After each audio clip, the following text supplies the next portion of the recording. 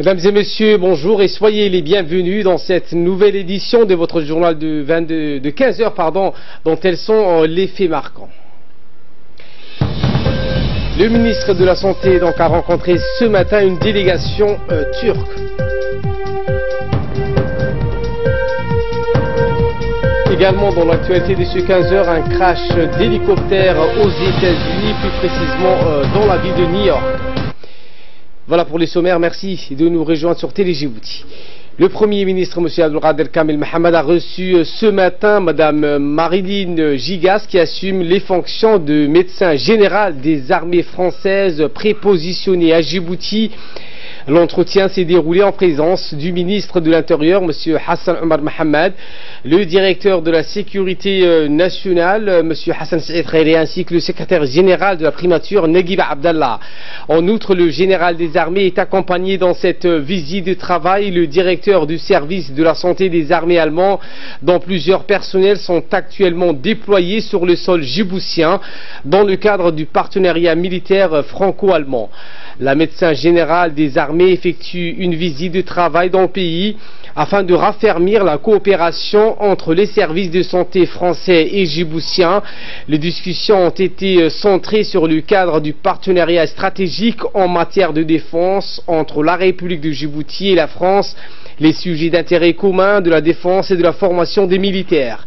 Après la discussion, le Premier ministre a élevé la médecin générale des armées au grade du commandeur dans l'ordre national du 27 juin. L'heureuse récipiendaire est à la tête du service de santé des armées et est élevée au rang de médecin général des armées depuis le 11 septembre 2017. Elle a obtenu différentes médailles de reconnaissance durant sa carrière. Cette dernière s'est dite donc fière de rencontrer le Premier ministre et s'est réjouie des efforts consentis au service de santé de la France sur le territoire djiboutien. Public qui revêt une importance particulière pour la coopération française. Nos relations sont historiques. En tant que directrice centrale du service de santé des armées, je suis très honorée d'avoir été décorée par le Premier ministre. Je suis très honorée de découvrir cette République qui est si dynamique, qui progresse dans ses intérêts économiques en Afrique et avec laquelle la France a des liens depuis longtemps, qui se concrétisent tous les jours en termes d'importance, notamment sur le plan médical, puisqu'en tant que directrice centrale du service de santé des armées, je suis particulièrement heureuse du soutien médical que nous pouvons apporter. Toutes les femmes méritent d'avoir une vie qui leur permette d'exprimer leur potentiel, d'avoir leur place dans la société. Nous le disions en titre, arrivée d'une délégation médicale turque, une mission médicale turque composée d'une vingtaine de médecins spécialistes et de chirurgiens est arrivée ce samedi à Djibouti, où elle a été accueillie chaleureusement sur le tarmac de l'aéroport international d'Ambouli par leurs confrères djiboutiens. Eh bien, Samata Saïd est avec nous pour décortiquer sur ce sujet. Samata, qu'est-ce que ces délégations est venue faire à Djibouti? Eh bien, merci Ali, bonjour. Eh bien, Ali, conduite par le directeur général chargé des relations extérieures au sein du ministère de la Santé turc, Dr Salami Kilik. Cette mission turque, Ali, mènera une caravane chirurgicale en République de Djibouti dans le cadre de la coopération sanitaire bilatérale avec la Turquie. Peu après leur arrivée, les membres de la mission turque ont visité hier après-midi les hôpitaux de référence et pour apprécier les conditions de travail et de constater de visu les dispositions prises par le ministère de la Santé à cet effet.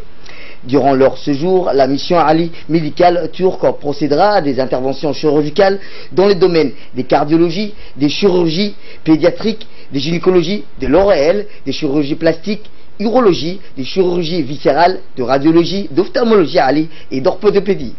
Grâce à cette coopération fructueuse, Ali, le ministère de la Santé entend mettre au profit toutes ces expertises turques en vue d'apporter des soins et assistance à un maximum de concitoyens.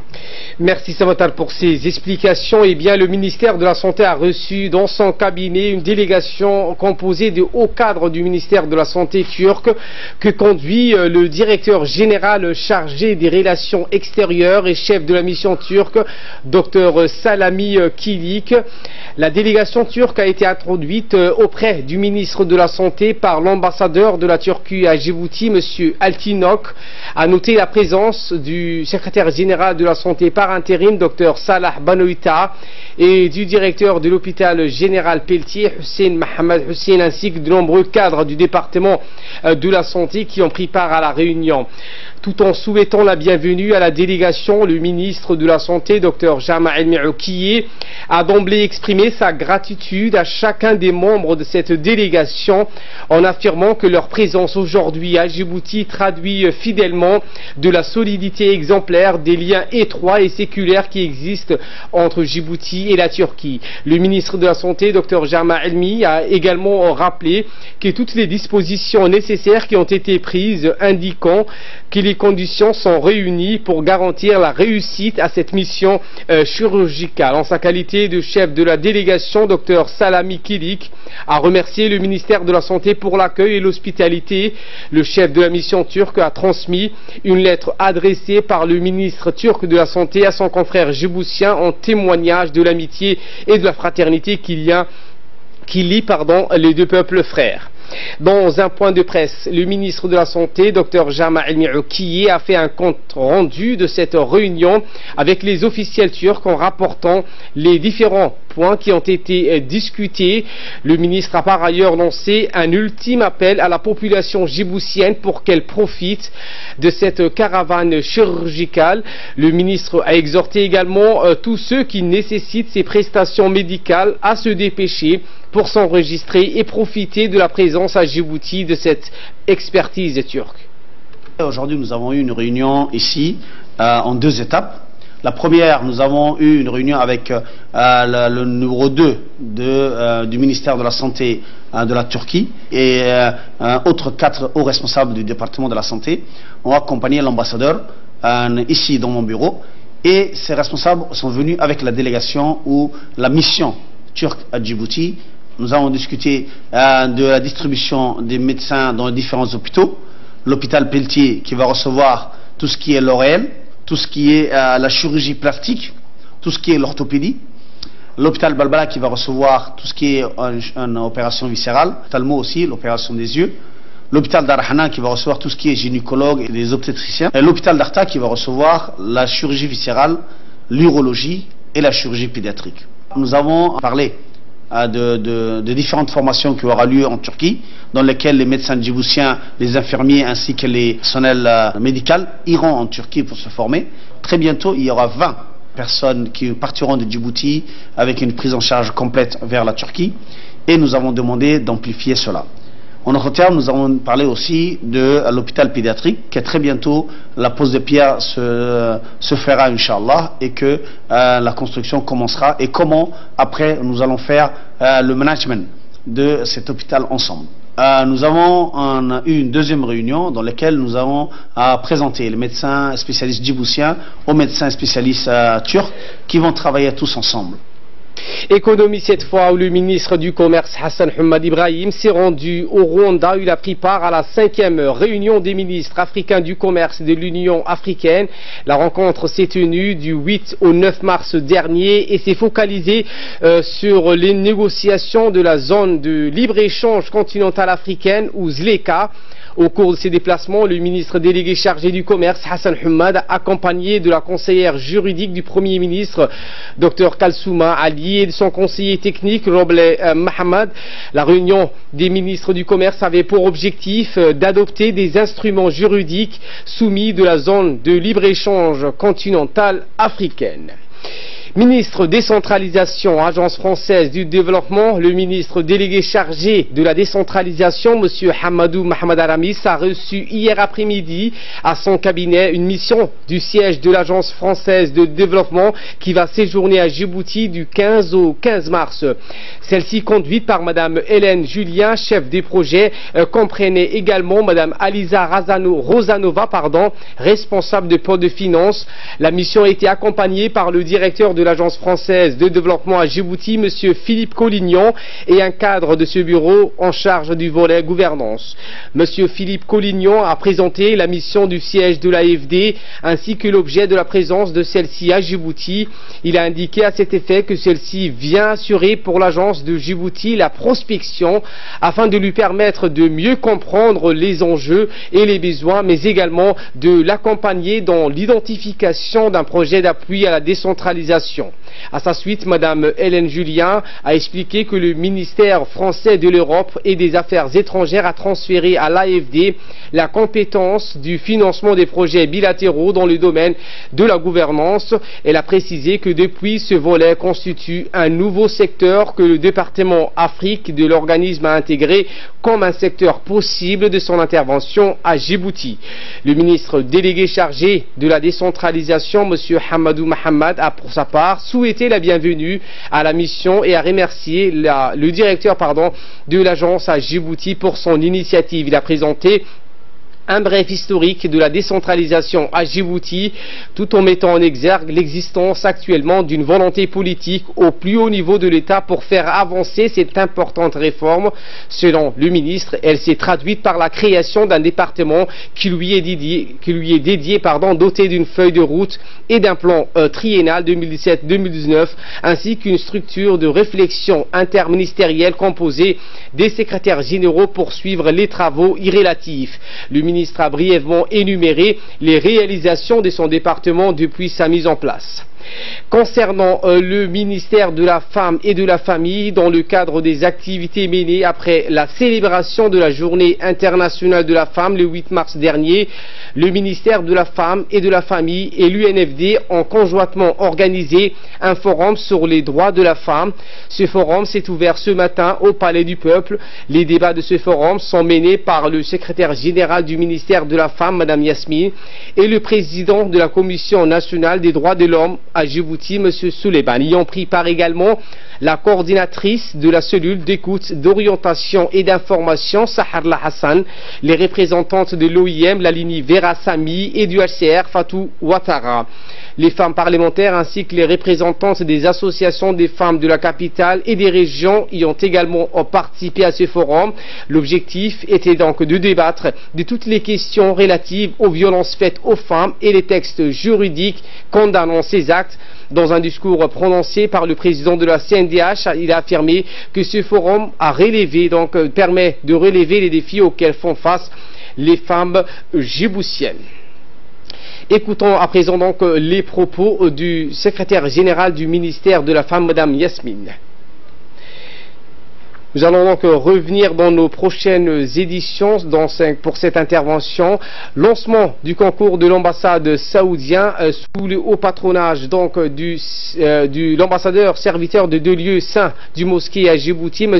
Abdelaziz Ben Abdallah Adaoud, l'attaché religieuse saoudien en coopération étroite avec le ministère des Affaires musulmanes, de la culture et des biens Waqf, a organisé ce matin une cérémonie dédiée au lancement des concours religieux et culturels pour l'année 1439 et 2018 pour les calendriers grégoriens.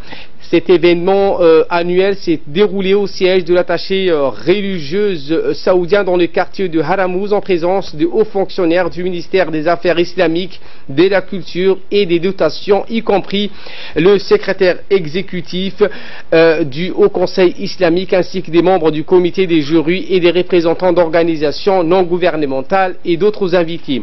L'initiative fait partie des programmes et des activités de l'attaché religieux auprès de l'ambassade du Royaume d'Arabie Saoudite dans le cadre des efforts visant de promouvoir la coopération entre Djibouti et Riyad.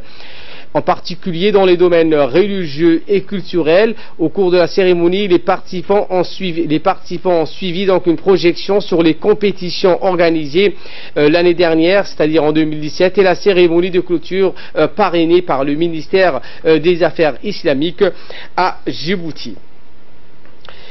Formation des formateurs de la police nationale. La police nationale a organisé ce matin au centre Idriss Farah Abane situé à Nagad une formation des formateurs des sous-officiers de la police nationale. L'objectif de la formation était donc de renforcer la capacité des sous-officiers djiboutiens. Et bien à cet effet, la formation a été animée par une experte et va durer donc 2 semaines. Direction d'Ikil où des lampes solaires a été donc transmis aux écoliers de la localité de Galamo, localité située à 30 km du chef-lieu de Dikil. L'UDC a procédé à Galamo, région de Dikil, à la remise des lampes solaires aux écoliers de cette localité. Environ 80 élèves ont ainsi pu bénéficier d'une lampe solaire. Ces lampes permettront aux enfants d'étudier dans des meilleures conditions, surtout de faire leurs devoirs et les révisions dès la nuit tombée.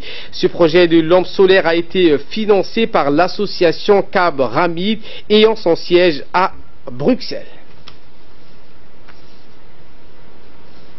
Et de là, nous passons à l'actualité à travers le monde avec Fardous Hussein. Bonjour Fardous. Bonjour Ali. Eh bien en Syrie, plus de 1100 personnes à la Ghouta orientale, donc depuis un mois, plus de 1100 morts, ont donc eu lieu dans la Ghouta orientale en Syrie.